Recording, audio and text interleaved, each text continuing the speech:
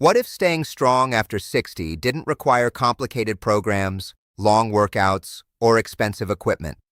What if just a few thoughtful movements, done consistently, could help you feel steadier on your feet, more confident in your body, and more independent in daily life?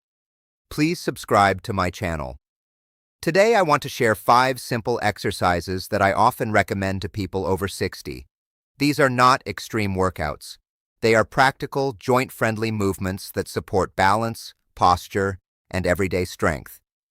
If you stay with me, you may find that 1 or 2 of these become staples in your weekly routine.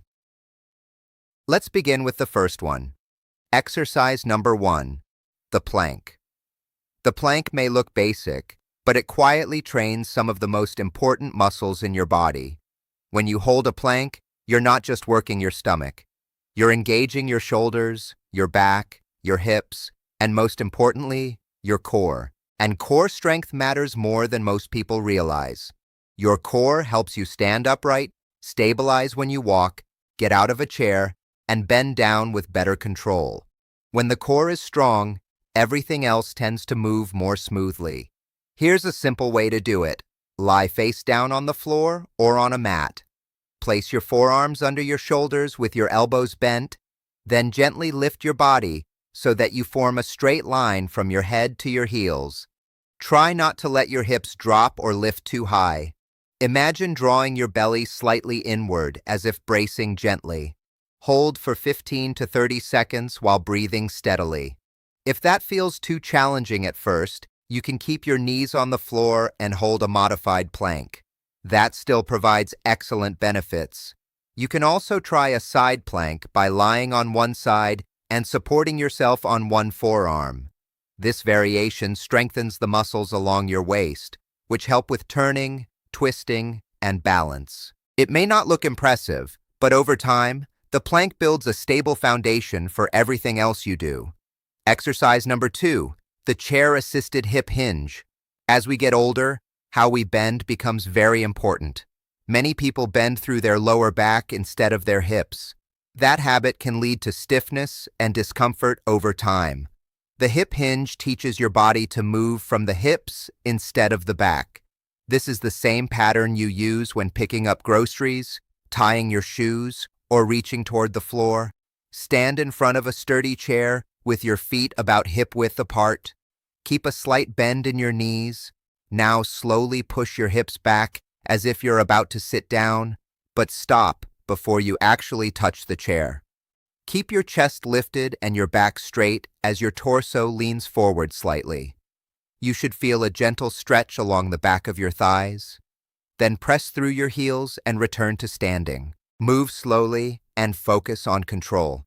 Placing your hands on your hips can help you feel the motion more clearly. Once this feels natural, you can hold a light object, like a small dumbbell or even a household item, to add a little resistance. Over time, this movement strengthens your hips and hamstrings and supports healthier movement patterns in daily life.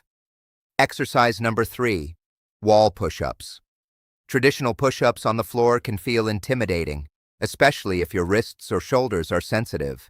The good news is that you don't need to be on the ground to build upper body strength. Wall push-ups are a gentle but effective way to strengthen your chest, shoulders, arms, and even your core. Stand about an arm's length away from a wall. Place your hands on the wall at shoulder height, slightly wider than your shoulders. Keep your body in a straight line from head to heels. Slowly bend your elbows and bring your chest toward the wall. Pause briefly, then push yourself back to the starting position. Aim for 8 to 12 slow, controlled repetitions. As you grow stronger, you can step your feet slightly farther back to increase the challenge. Eventually, you may choose to progress to push-ups against a countertop or sturdy table. This movement builds practical strength for everyday activities, like pushing open heavy doors or rising from a low seat. Exercise number 4, the horse stance. This position has been used for generations in different movement traditions because it builds leg strength and stability without fast or jarring motions. Stand with your feet wider than shoulder width apart. Turn your toes slightly outward. Slowly bend your knees and lower your hips as if you're sitting halfway into a chair. You don't need to go very low. Start with a shallow position, just enough to feel your legs working.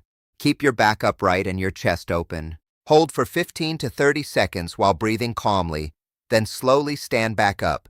Over time, you can gradually increase your hold to 45 or even 60 seconds if it feels comfortable. If balance is a concern, stand near a wall or lightly rest your fingers on a chair for support. This stance strengthens your thighs, hips, and core. It can also support better posture and coordination. Many people notice that consistent practice helps them feel steadier when walking or transitioning from sitting to standing. Exercise number 5, the dumbbell hip hinge. This movement builds on the earlier hip hinge but adds gentle resistance. It strengthens the muscles that keep you upright and stable: your glutes, hamstrings, lower back, and core. Stand tall with your feet hip-width apart, holding a light dumbbell with both hands in front of your thighs. Keep your knees slightly bent. Slowly push your hips back, allowing your upper body to lean forward naturally while keeping your back flat. Lower the weight along the front of your legs to about knee level or mid-shin, wherever feels comfortable. When you feel a mild stretch in the back of your legs, pause, then press through your heels, gently squeeze your hips, and return to standing. Start with 8 to 10 repetitions using very light weight, or even just practicing the motion without weight. Focus on smooth, controlled movement. This exercise reinforces healthy lifting mechanics, supports balance, and helps protect the lower back by training the hips and core to work together. These 5 exercises may look simple, but they cover the foundations of strength, balance, posture, and daily function. You don't need to spend hours training.